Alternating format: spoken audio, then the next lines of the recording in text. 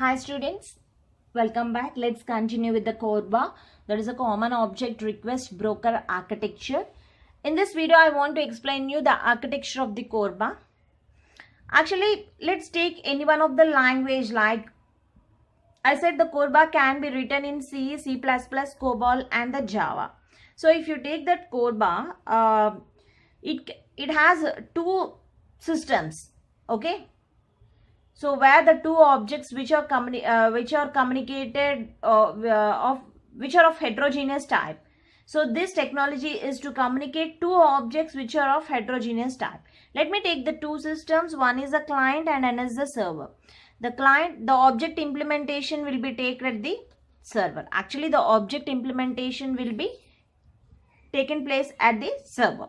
Let's take, okay. So it can be a client. A communication will be done at the two clients, two servers, or client and the server, or the server and the client, whatever it may be. But here I'm just explaining that. Let me take client and another object implementation is taking place at this server.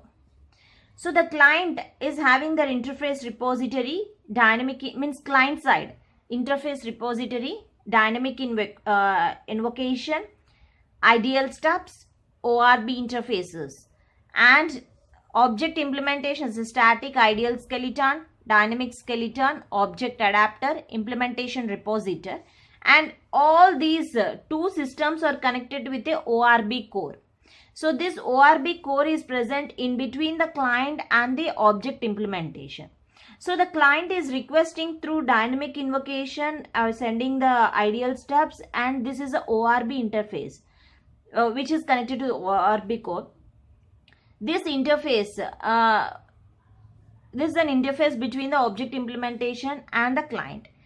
And here, whatever the message that is requesting will be sent to the ORB core to object adapters, static ideal skeletons, and dynamic skeletons. Okay, and everything will be sent to the request is sent to the object implementation. Now the object implementation is sending the reply to ORB interface. Okay, so and this will be sent to the with the help of this ORB code, that message will be passed to the stubs, dynamic innovation, and sends to the interface repository. This interface repository sends that message to the objects, distributed that objects to the client. So here this is an implementation repository which is help to the object implementation and to the object adapter. So this is general ORB architecture. Okay. So I want to explain you how these different modules can work together. Okay. So let me explain you the dynamic invocation, ideal steps, ORB interface in clearly. So in this video, let me explain you some of the parts in the CORBA architecture, and in the next video, I'll explain the remaining parts. Okay. So let me explain you the ORB interface. ORB. So what is this ORB? ORB is the object request broker. So the object request broker, what is the use of this ORB? It gives a communication infrastructure that is capable of relaying object requests across a distributed platform. So that it is saying. So here it is a request is sending to the ORB. The client is sending this request to the ORB core. So this ORB core gives a communication between the object implementation and the client. Okay, and which is a communication infrastructure. It is acting as a communication infrastructure that is capable of relaying object requests across the distributed platform. And here the client calls this is a client. The client calls the object implementation through interface. Did you see here? This is an interface. The client requesting the objects through the ORB interface provided by the ORB.